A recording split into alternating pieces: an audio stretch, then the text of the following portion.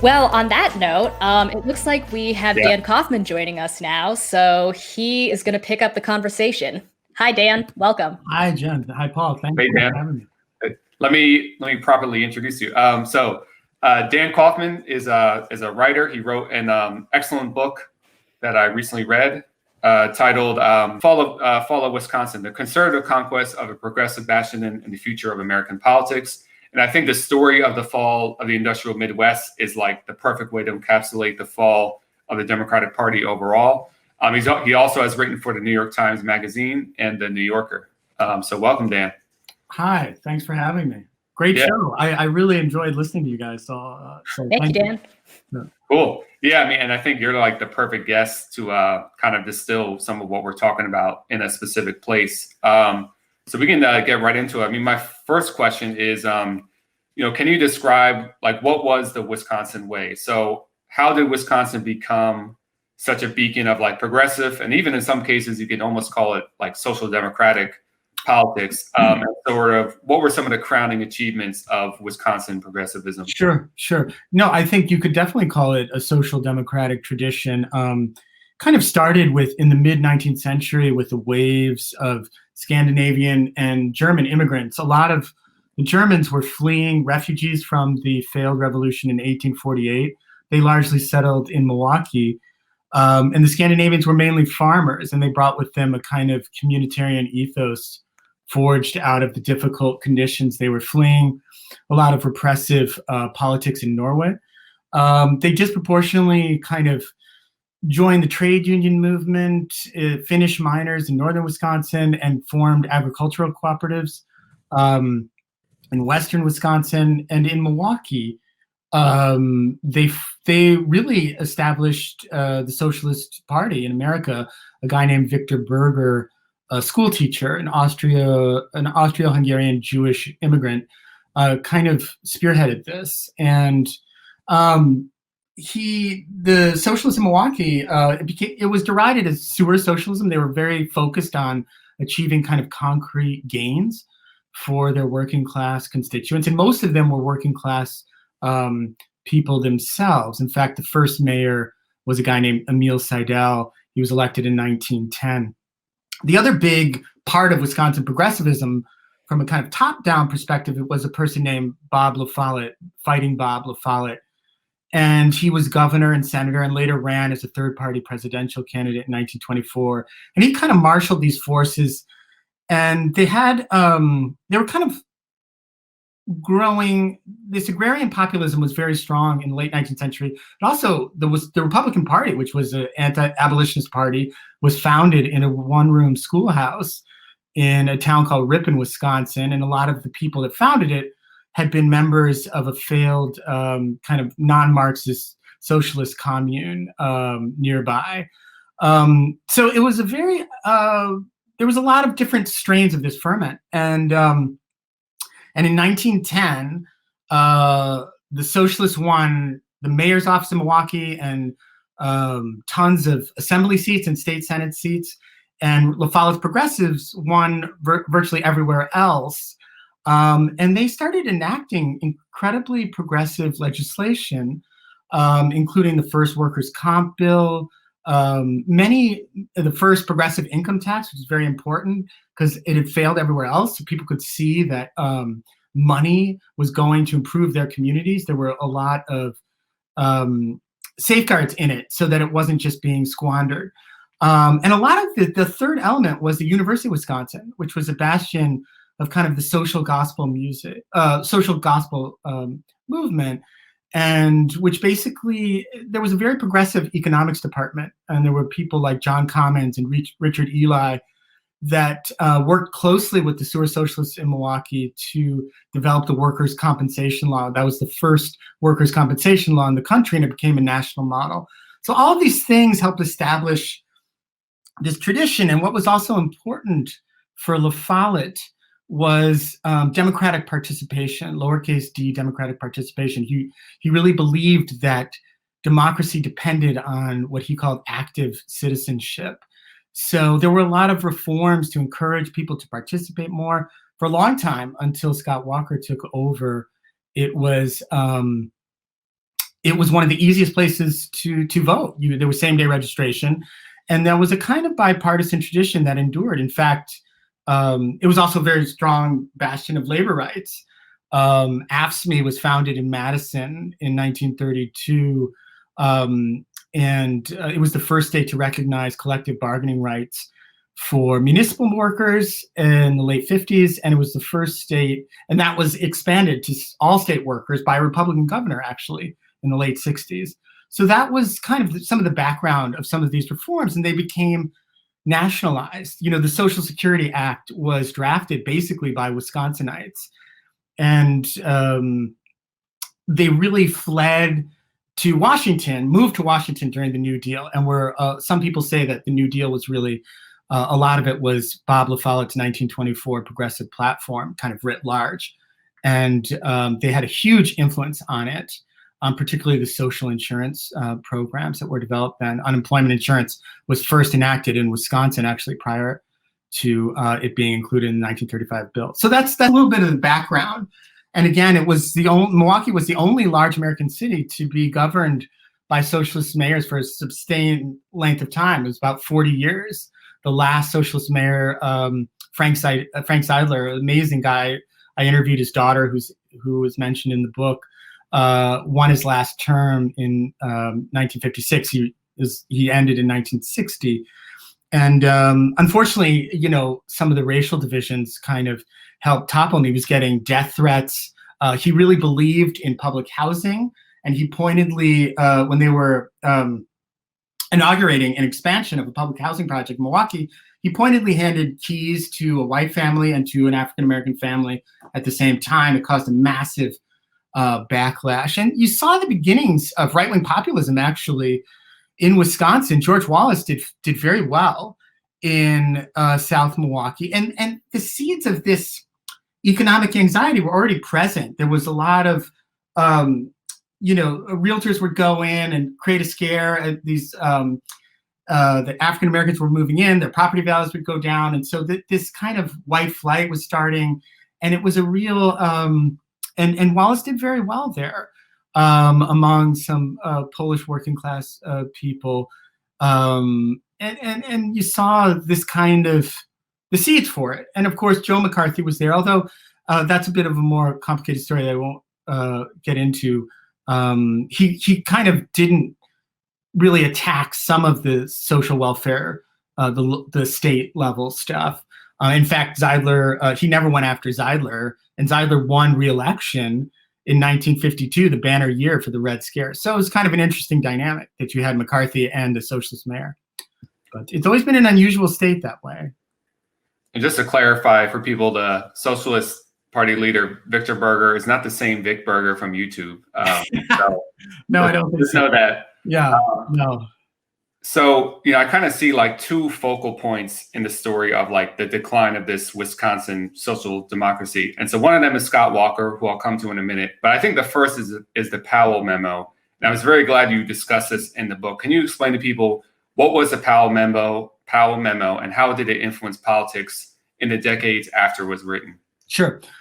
Lewis Powell was a Supreme Court justice, and he was nominated by Richard Nixon in, I think, 1971. But before that, he was a corporate lobbyist for the tobacco industry and a kind of burgher of Richmond, Virginia. And he was very good friends with a guy from the U.S. Chamber of Commerce. And they were very alarmed at people like Ralph Nader and the kind of the success that they were having, the consumer rights movement, and just the general kind of constraints that were being imposed on business in terms of labor rights, environmental rights, and so on. And Powell drafted a secret memo to his friend, basically outlining a strategy that the right should take up, that they should kind of create a guerrilla war. They felt like the American free enterprise system was at risk and that they needed to take over all aspects of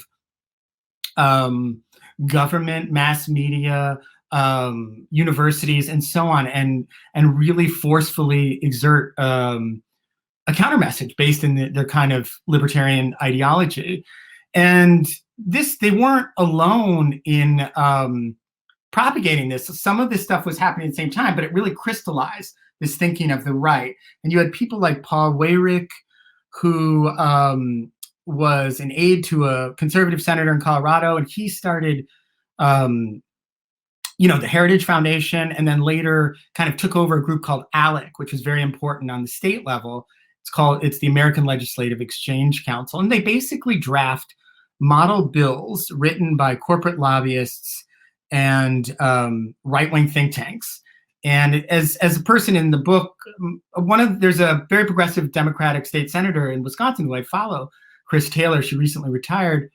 And she said, it's like a three-legged stool, and the state legislators are the junior partners. And she would go to these conferences because it's officially nonpartisan in order for it to have its non-tax status with the IRS, and kind of report back to her constituents on what was coming next. And a lot of the anti-labor legislation, right to work, there's model bills that were virtually verbatim. A right to work bill in Michigan that was passed and then later passed in Wisconsin and first in Indiana in the upper Midwest. And right to work had not been passed in decades prior to this resurgence of this movement. So I think the Powell Memo kind of spearheaded this conservative infrastructure. But, in a way, it also goes back even earlier to the New Deal itself. And there's a wonderful book by Kim Phillips Fine called Invisible Hands. And there was always a contingent of industrialists who never accepted the New Deal. And they coalesced around Reagan, John Birch Society. Some of them were from Wisconsin, a guy named William Greedy, militantly anti-labor. Another group is the Bradley Foundation, and that came out of the Allen Bradley Corporation. And they were all early members of the Birch Society. And there was always a very virulent hostility to the New Deal that never really, it was dormant for a while. And people often talk about this memo that Dwight Eisenhower, a letter he wrote to his brother saying, if anybody doesn't accept the New Deal, they'll be dead. But in a weird way, the letter is interesting because he's needing to convince this guy because there's already this ferment that's going on. And so the Powell Memo, in some ways, it's a new thing, but I also see it as kind of an extension of this hostility to any kind of imposition on corporate profits. And so I think it is really interesting. And you have all these groups, the Cato Foundation, Cato Institute, the Bradley Foundation in the early 70s. And they're very patient, and they were slowly building power, and they really focused on a state level. And that was very important in terms of Wisconsin. And I think Wisconsin became a very powerful symbol for their success because it had been this progressive bastion, and that had already eroded to a degree. Tommy Thompson, the first charter school, was actually in Milwaukee, and he had spoken at ALEC too. Milton Friedman was an honorary chair. It was a very important group. And by eroding the states, it's kind of like you're taking away the pilings of, and that's in some sense what happened in Wisconsin. And then of course Walker launched this bill that became called Act 10, which was a total attack on public sector employees. And he did it with a strategy that Trump, I think, and getting to your point about right-wing populism, Walker also was a right-wing populist to a degree. He would, he would drive around on his Harley Davidson. It was really like symbolism, but there was, he had this annual tour on his Harley. He claimed to bring a ham sandwich in his brown bag lunch every day. And he famously said to a billionaire donor, who wanted the state to become right to work, he said, well, we're going to use divide and conquer. This was a secret meeting. And he was going to pit the public sector employees against the private sector. And they always praise like the building trades and so on. And Trump did that too. In fact, I saw Trump speak in 2017 at the National Building Trades Conference, as Reagan had done before him. That was where Reagan was shot, actually was leaving that conference in Washington. So it's a very interesting dynamic. And Nixon did it as well with the hard hat movement and so on. It's been there for a long time. And, it's unfortunately successful, particularly in a context of scarcity. And that's what you have. In 2010 was a very difficult year for most working class people. And Walker was able to stoke resentment against teachers and other public employees. Yeah, you actually read my mind about where I was going with the questions, but just maybe as a specific question about the labor movement, it's easy to be like these idiot labor leaders who would support Scott Walker. But I mean, what were kind of the incentives and the material things that would push unions that, as I read in the book, I mean, a lot of them kind of knew better or, were wise to what Scott Walker was. But what were sort of the material incentives that would drive them to very narrow parochial gains, like promises of jobs in particular? There was only a couple that actually officially endorsed him the first time. It was the operating engineers, and then the carpenters union and the pipe fitters, I think, gave him money. But a lot of the building trades are very conservative, and there were promises that he made to improve the roads, and the roads had been going down. And again, you can't separate Walker's success from the Democratic failings before him. Jim Doyle had also demonized the previous Democratic governor in Wisconsin prior to Scott Walker, had demonized public employees and promised to cut 10,000 of them. The university, no one had gotten a raise in a long time. And that was like, it's a symbol of pride for the entire state, including for a lot of Republicans. The University of Wisconsin was a world-class research institution.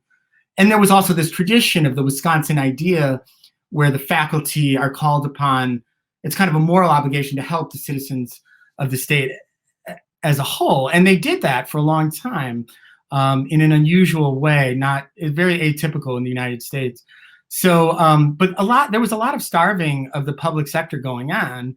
And the Democrats did it to a lesser degree, but kind of paved the way. That demonization didn't help. And so I think, there were promises that Walker would invest in certain sectors.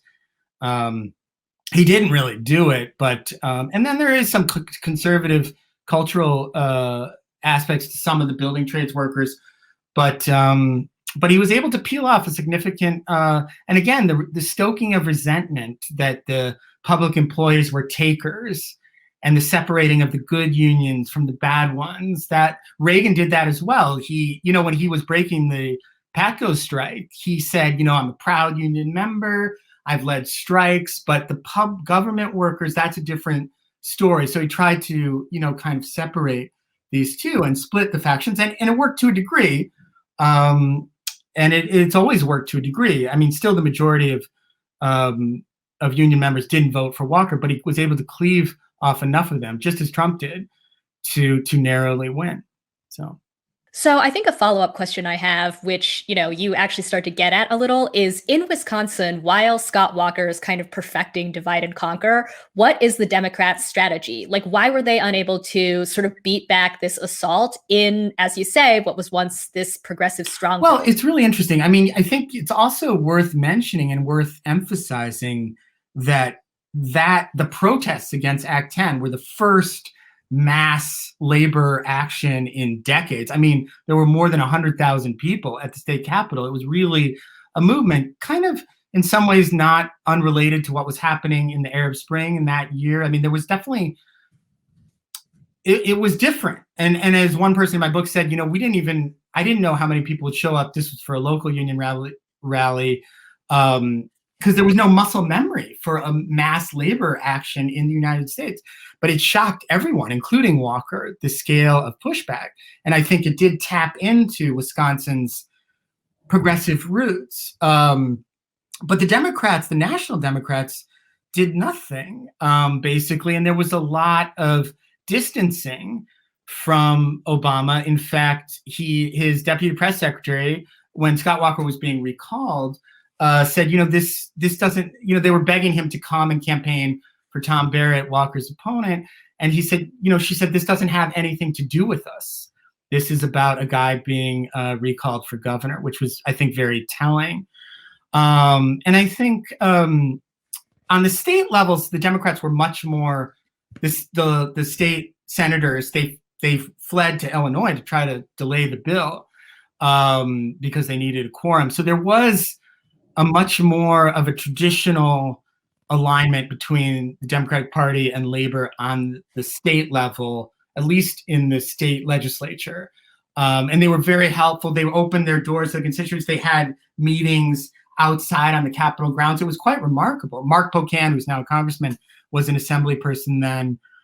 And he was, a very active and in terms of opening the door. And these were not just people from Madison, or, they're from all over the state, teachers and their supporters and so on, coming down to testify against the bill and try to delay it so that public opposition could be built. But the National Party did nothing. And in fact, Arne Duncan, who was Obama's Secretary of Education, they were very critical often of teachers' unions. So again, you have very mixed messaging. While Obama tepidly criticized the attacks on collective bargaining, a lot of times they were demonizing the teachers' unions. And, this was also Obama. People forget that he ran as a pro-labor candidate in 2007 during the campaign in South Carolina. He said, if collective bargaining rights are ever under attack, I'll put on a pair of comfortable walking shoes and march on the picket line with you. Of course, he never did. And, and many people in Wisconsin very much remembered that. And I think it's like there was disaffection, and I think that's where the state is at now. There isn't a permanent political cultural change, but it's like these very narrow battles, like what you saw in 2020, where somebody will narrowly win by less than 1%. Whereas in 2008, Obama actually won by 14 points. And I think that was partly because he did run more as an economic populist, which does play very well there.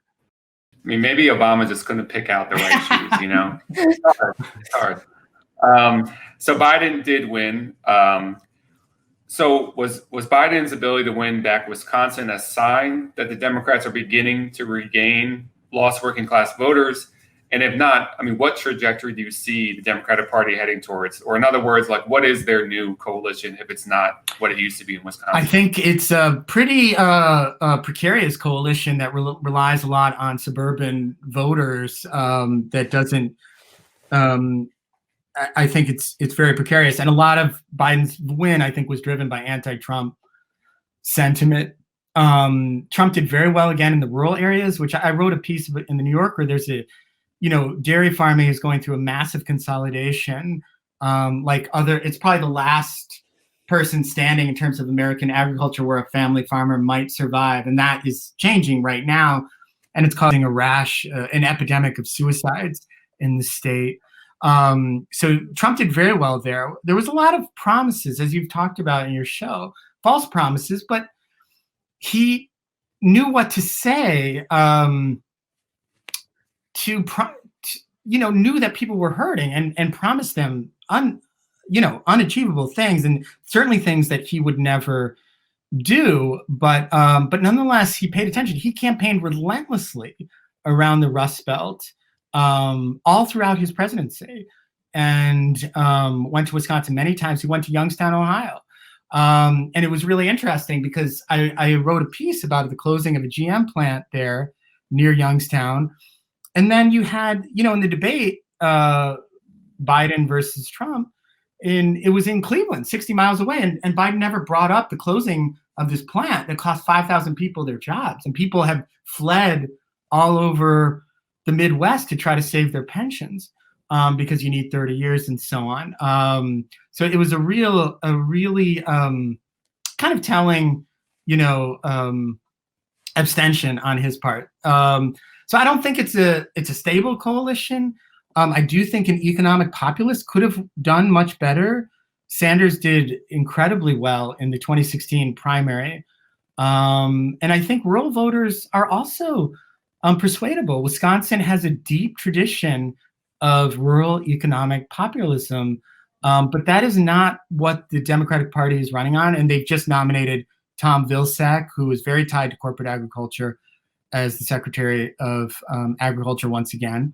And I just don't see it as very stable. Like you said in the earlier part of your show, another type of right-wing populist could come along, someone that's somewhat less offensive than Trump and so on, and do very, very well with even just modest promises that could be delivered that wouldn't offend their donors too much.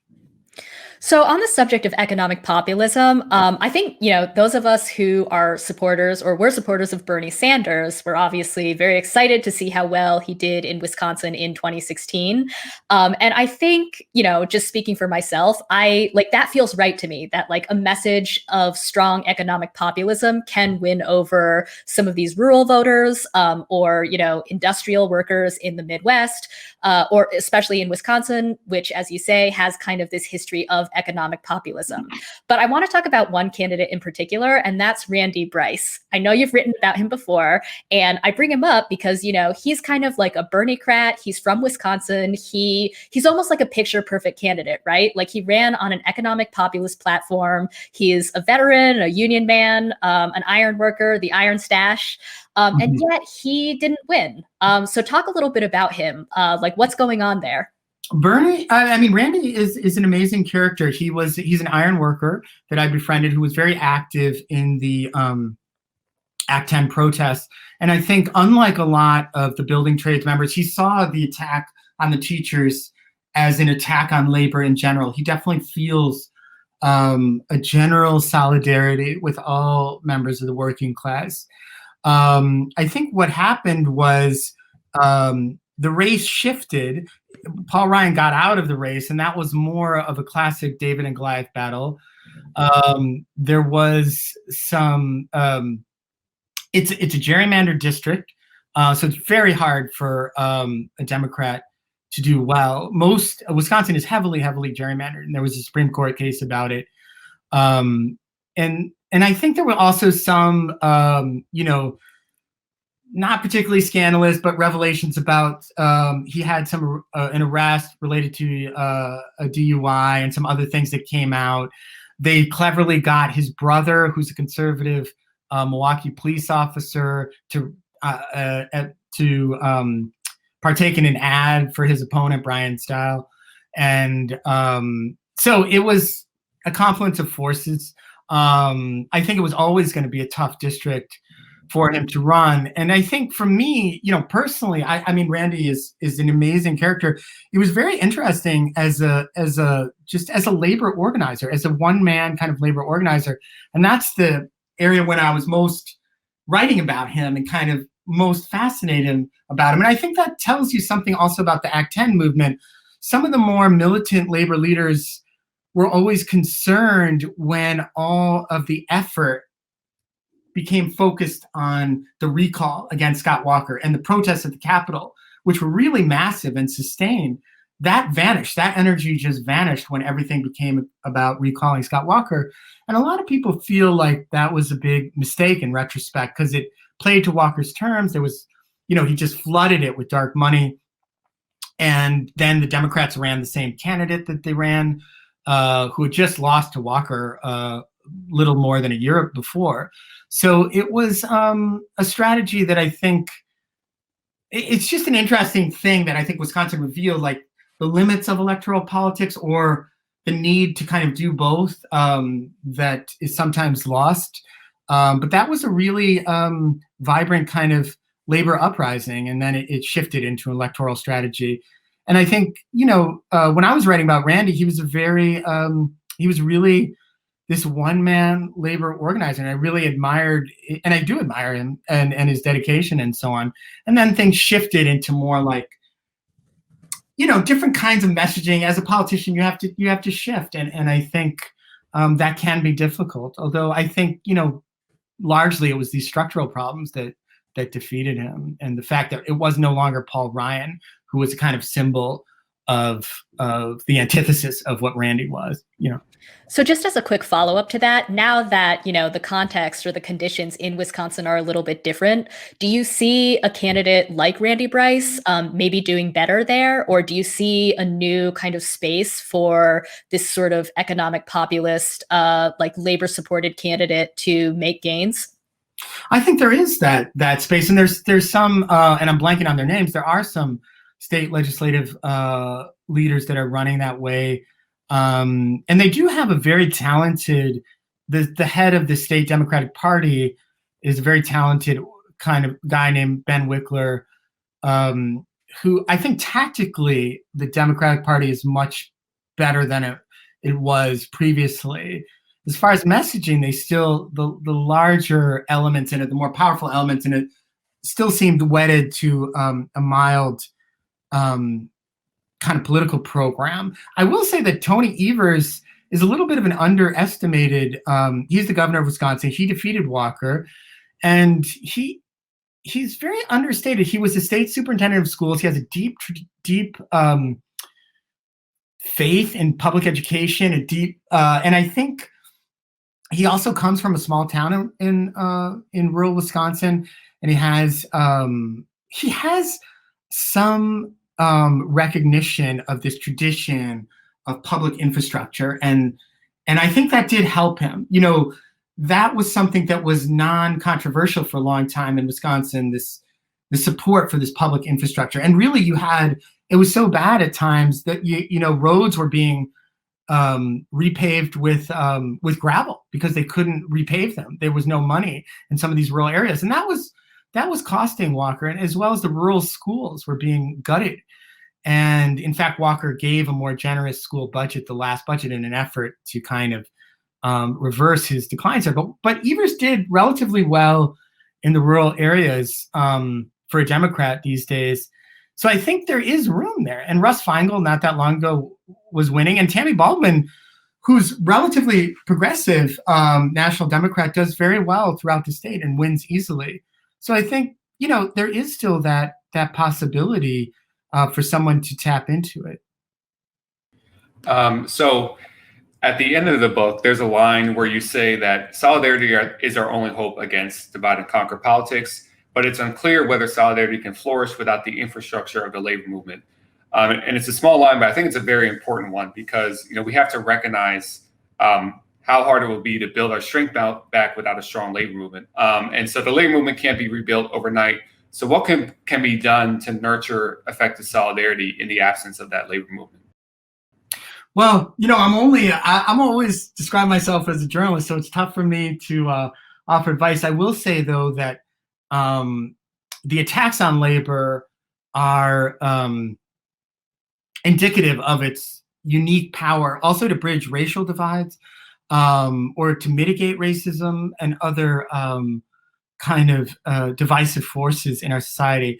I do think, it's strange. Like there's a paradox, like with the Wisconsin movement against Walker was defeated, but then you had enormous, teacher strikes in other places that came out of it. And I do think that the Act 10 protests did light a spark. I do think, if there's any pressure to be exerted on Biden, and it certainly seems like has making more overt noises about being pro-labor, that is one area that might be fruitful to, try to extract concessions. Because Trump was very, very hostile to labor in reality. And Obama did very little to buttress it. So I think that is, American labor law is very, very, it makes it very, very difficult. However, I do see there's an awakening around the importance of labor, I think, that wasn't there, certainly not prior to the protests against Act 10. And I think it's become even more pronounced as income inequality, goes through the roof, and the atomization of our society politically is really related to the decline of the labor movement. I think that's really key, and I think people are becoming aware of it. And I think I don't know what the forecast is, but you see more interest, much more interest in labor, and a lot of willingness for people to strike. As I said, those teachers in places that you wouldn't expect it, West Virginia, Oklahoma, other places.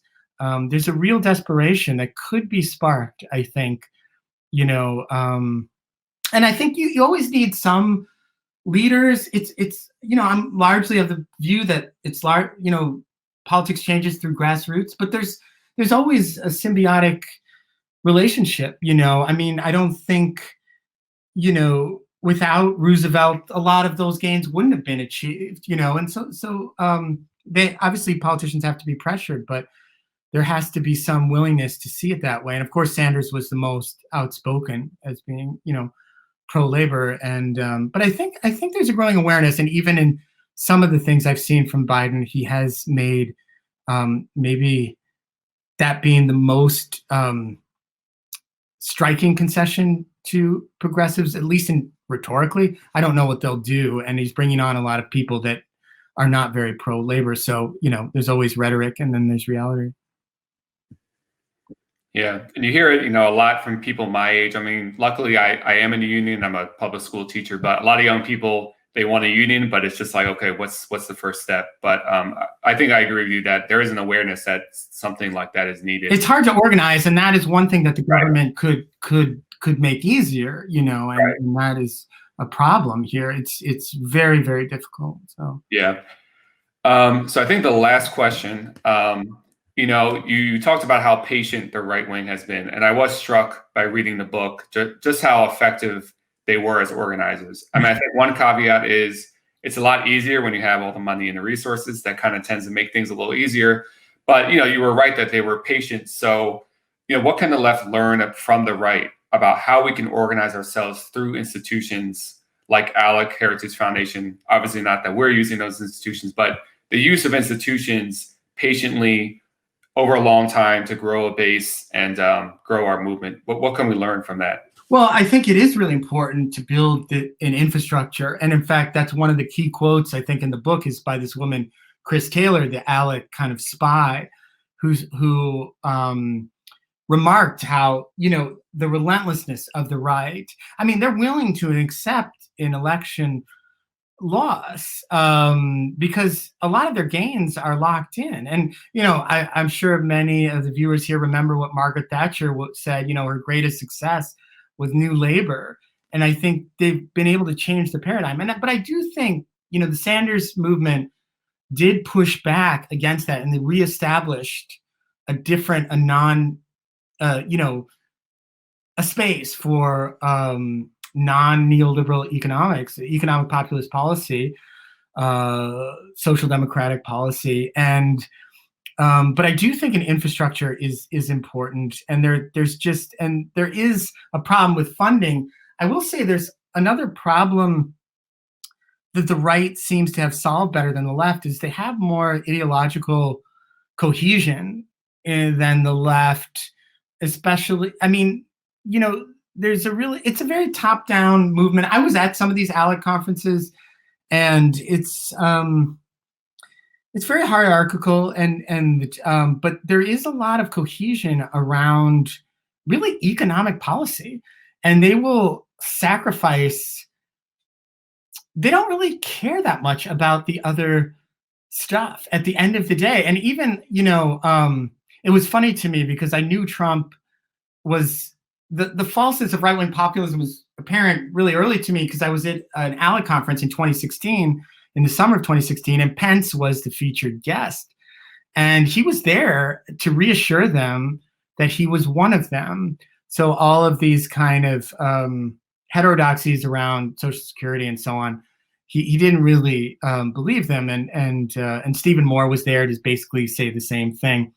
So I think there is an ideological coherence that the right shares, and that's emerging on the left. But then the Democratic Party is so fragmented, so I think it's difficult. Whereas I see the Republican Party is much more cohesive, which makes it easier for them to build this infrastructure.